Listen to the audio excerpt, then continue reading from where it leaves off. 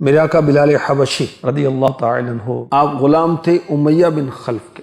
یہ کب برداشت کر سکتا تھا کہ اس کا زر خرید غلام اس کی مرضی کے بغیر بے شمار خداؤں کے خلاف علم بغاوت بلند کر دے اور ایک خدا کی بندگی کا کہے۔ امیہ کو جب معلوم ہوا کہ اس کا حبشی غلام مسلمان ہو گیا تو غصے سے اس کا خون کھولنے لگا اور اس نے عزم کیا کہ قبول اسلام کے جرم کی بلال کو اتنی سخت سزا دوں گا کہ برداشت نہ کر سکے گا، مجبوراً نئے دین سے رشتہ توڑ لے گا۔ اب امیہ کیا کرتا؟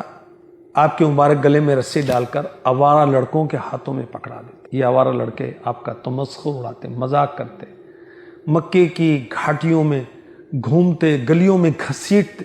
حضرت حسان بن ثابت رضی اللہ تعالی عنہ کہتے ہیں، میں قبول اسلام سے پہلے حج کرنے کے لیے مکے آیا، میں نے بلال کو دیکھا کہ ان کے گلے میں ایک لمبی رسی تھی جسے بچوں نے پکڑ رکھا تھا اور اسے کھینچ رہے تھے، اور بلال حبشی رضی اللہ عنہ کہہ رہے تھے وہ یکتا ہے، وہ یکتا ہے، یعنی اللہ یکتا ہے، میں لات عزا ہبل نائلہ کی خدائی کا انکار کرتا ہوں۔ اب امیہ کیا کرتا؟ بلال حبشی رضی اللہ تعالی عنہ کو بھوکا رکھتا، پیاسا رکھتا، دوپہر کا وقت ہوتا، دھوپ خوب چمک جاتی، ریت تانبے کی طرح تپ رہی ہوتی، تو اس وقت آپ کو اس تپتی ریت پر لٹا دیتا، سینے پر بھاری بھرگم پتھر رکھ دیتا، کہتا یا تو محمد صلی اللہ علیہ وسلم کا دین چھوڑ دو اور لات و عزا کی عبادت کرو، یا تم اسی طرح تڑپتے رہو گے یہاں تک کہ تمہارا دم نکل جائے۔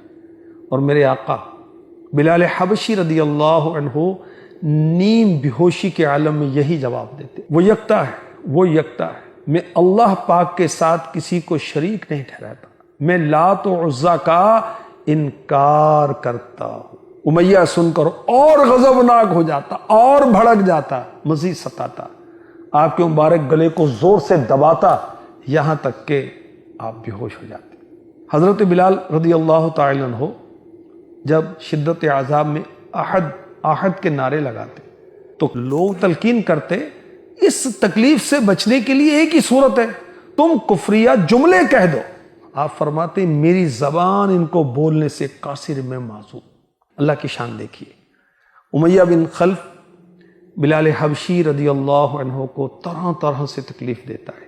آخر وہ وقت آیا کہ صدیق اکبر رضی اللہ تعالی عنہ نے بھاری قیمت میں آپ کو خرید کر اللہ کے لیے آزاد کر دیا۔ پھر کیا ہوا؟